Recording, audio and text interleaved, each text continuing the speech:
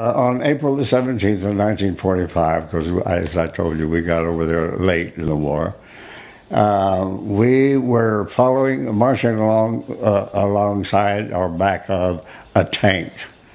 And we got up to sort of the top of a hill, and there was a valley between this and a hill on the other side where there was a German tank. And they were shooting practically point blank at one another. And of course, as an infantryman, we looked for a hole.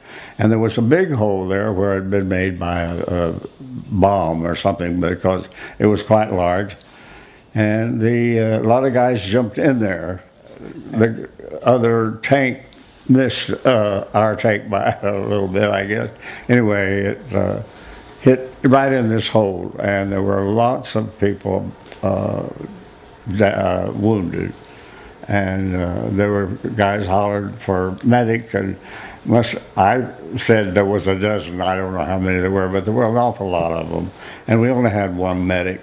So I got up and I looked in this big hole, and I could see guys that were really hurt badly, and I didn't know. So I took off for a battalion headquarters. I ran from where this opening was into the woods is where the battalion headquarters was, and being shot at, I'd run and hit the ground and run and hit the ground. Anyway, I got back and I told him that we needed help, that our company commander was wounded, the first sergeant was wounded, and I don't know how many more, because they were hollering for help. And, by that time, our tank had knocked their tank out, but they got more medics there and more help.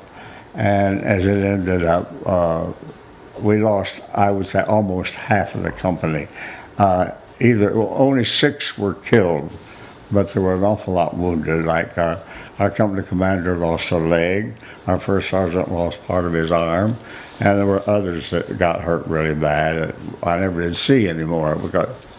And one of the roughest jobs, I guess, I tried to dismiss it from my mind at the time, was to identify those that had been killed and to be sure that they had their dog tags on and they matched the people that I knew. And that was what I got the award for.